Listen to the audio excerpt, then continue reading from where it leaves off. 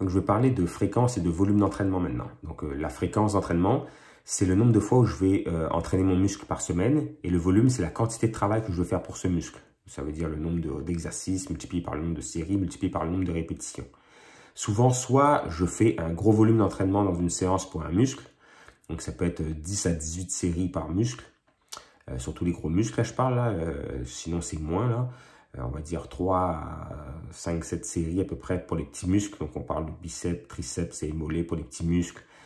Pec, dos, jambes pour les gros muscles. Donc, soit je vais faire une grosse journée de jambes, soit je vais faire 2 journées de jambes dans la semaine, mais moyennes. Donc, il y a deux écoles en fait de pensée. Il y en a qui vont miser sur le split. Donc, ça veut dire lundi, je fais les pecs avec les biceps. Donc, c'est le volume en fait. Ils font beaucoup d'exercices pour les pecs. 3 ou 4 exercices. Le mardi, ils font 3 ou 4 exercices pour le dos. Le mercredi, ils peuvent faire 4-5 exercices pour les jambes. Le jeudi, ils vont faire épaules, trapèzes. Et le vendredi, ils vont faire les abdos avec les bras, par exemple. Ça, c'est une méthode d'entraînement. C'est un exemple, hein, il y a plusieurs exemples, mais c'est pour dire qu'ils vont miser sur le volume. Le lundi, ils font les pecs tous les lundis. Ça, c'est plutôt du volume d'entraînement. La fréquence est basse.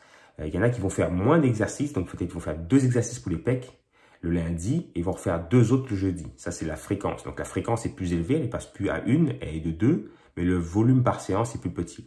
Donc, comme j'explique, il y a plusieurs avantages à ça. En fait, l'athlète naturel, pour déclencher l'anabolisme, c'est-à-dire pour déclencher une stimulation musculaire, une croissance musculaire, il faut absolument qu'il s'entraîne.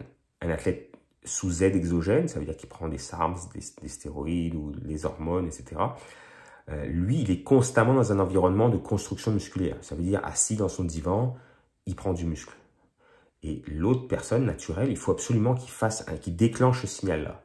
Donc, il faut qu'il s'entraîne. Et là, je peux dire à mon corps, OK, construis du muscle. Si je ne fais pas ça, ben, je ne suis pas dans un environnement anabolique, contrairement à la personne qui prend des stéroïdes. Donc, en plus, il faut savoir qu'un muscle prend 24 à 36 heures pour récupérer. Mais pendant ce 24 à 36 heures-là, il doit récupérer et surcompenser. Ça veut dire, je détruis mon muscle quand je m'entraîne. Quand je me repose, il va se réparer et il va essayer de devenir un petit peu plus fort que la dernière fois. Ça s'appelle la surcompensation. C'est pour ça qu'on s'entraîne, en fait. C'est pour prendre du muscle. C'est cette petite fenêtre-là qui nous intéresse.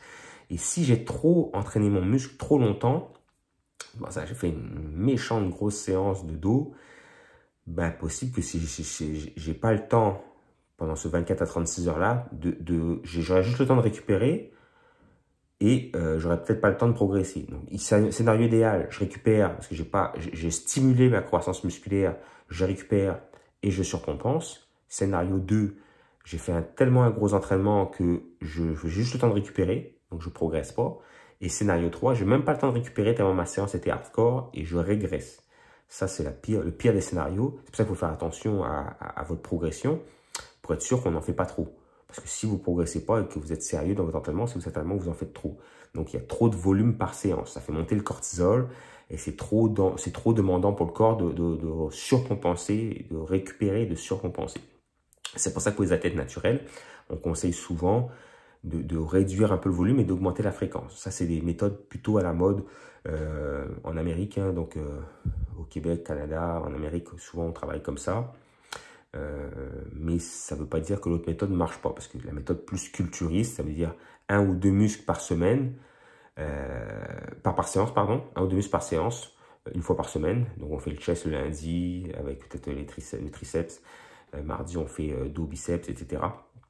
C'est une autre méthode qui marche très bien aussi, mais c'est à surveiller selon vos goûts aussi, selon ce que vous aimez, etc. L'important, c'est qu'à la fin de la semaine, j'ai fait le nombre d'exercices que demandé, donc par muscle. Donc ça peut être 10 à 18 séries, un gros max pour un gros muscle, et 3 à 7 séries pour les petits muscles. Donc c'est sûr que vous allez peut-être pouvoir, pendant des phases de spécialisation, faire plus d'exercices pour un muscle en particulier.